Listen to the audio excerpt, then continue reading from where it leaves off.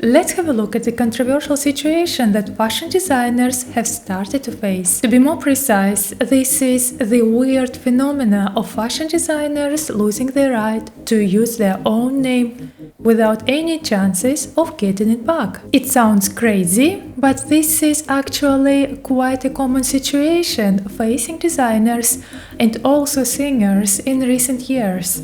John Galiano, Jil Sander, KarenMillen and Calvin Klein are the most recent examples of individuals losing the right to use their own name.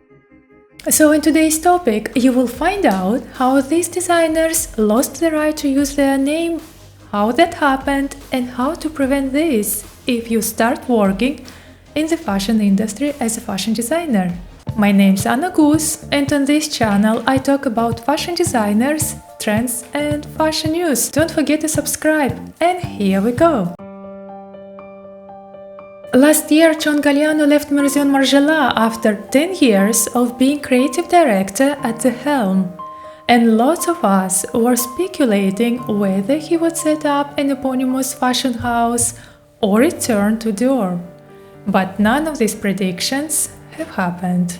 John Galiano launched his namesake label in the late 80s after graduating from Central St. Martin's. Early in his career, he gained fame for his theatrical avant-garde fashion and first became creative director at Givenchy, then Dior, and ended up at Maison Margiela.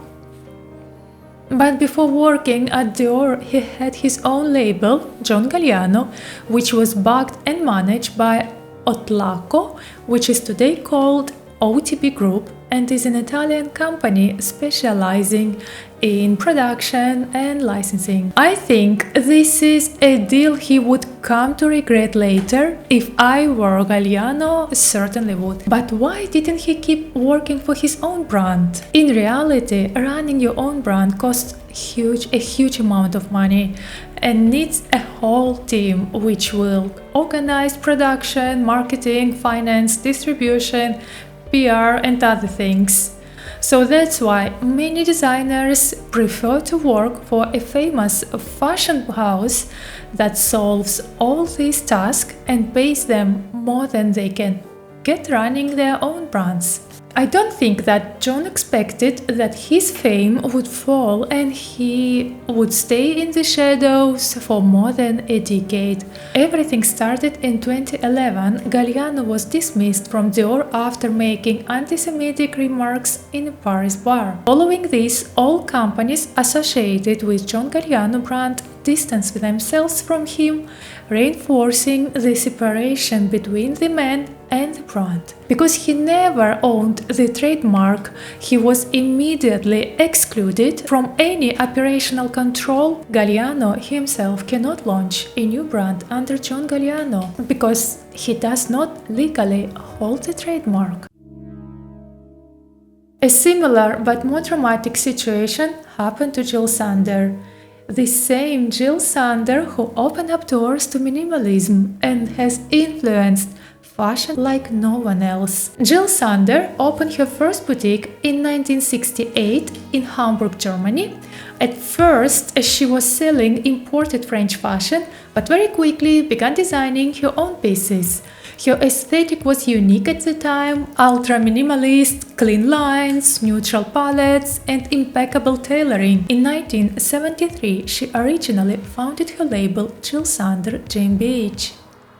The brand expanded globally in the 90s and Jil Sander became known as the Queen of Less, influencing a whole generation of minimalist designers, including Phoebe Philo much later. How Jil Sander lost her name? In 1999, Prada Group bought a 75% stake in JilSander GmbH.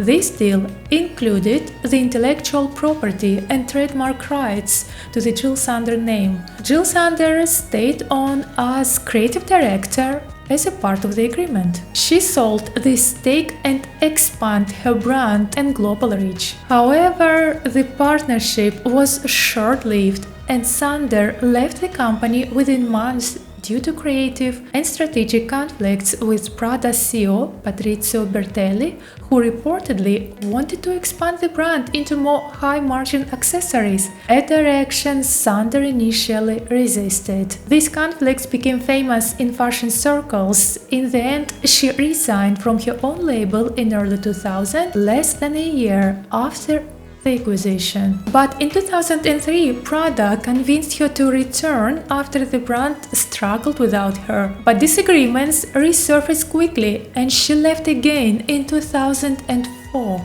this time permanently. After Jil Sander's permanent departure, Prada eventually sold the brand to a British private equity firm, Change Capital Partners.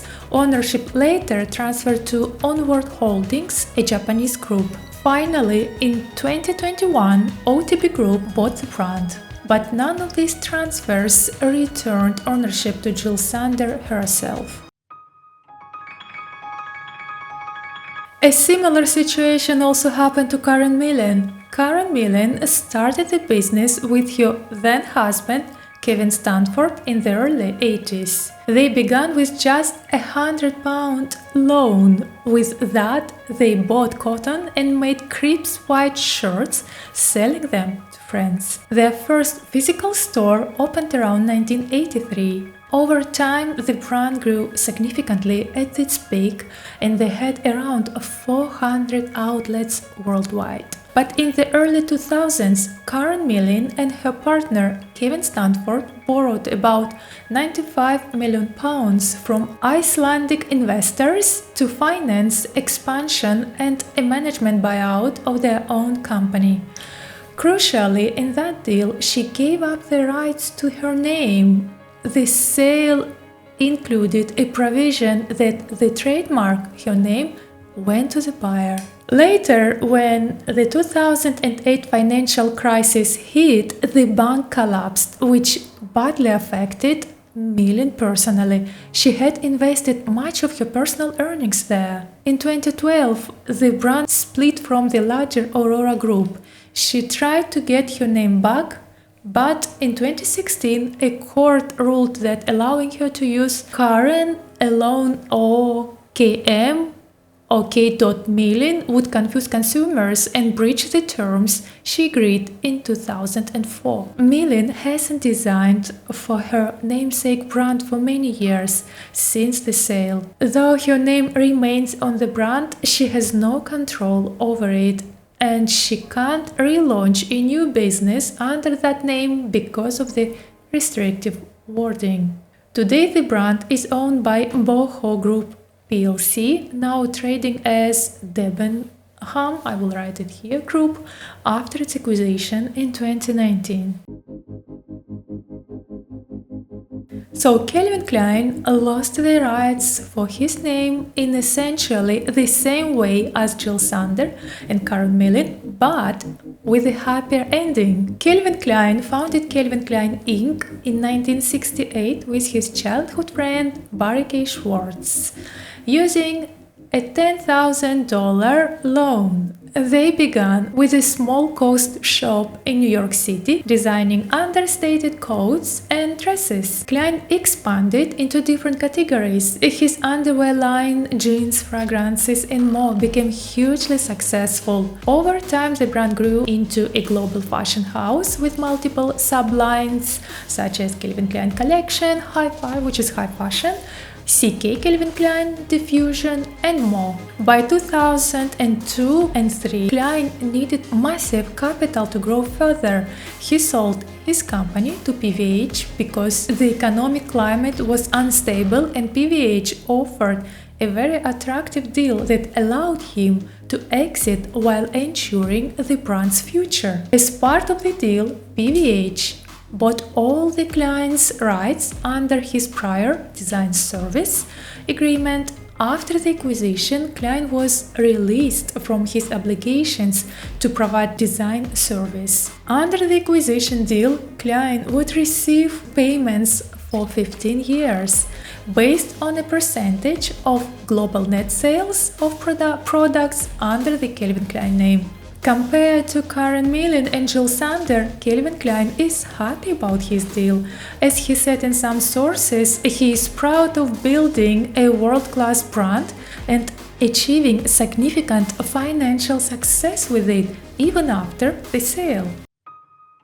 So why designers lose the rights to their own names? Across all cases, Jil Sander, John Galiano, Calvin Klein and KarenMillen, the root cause is always the same.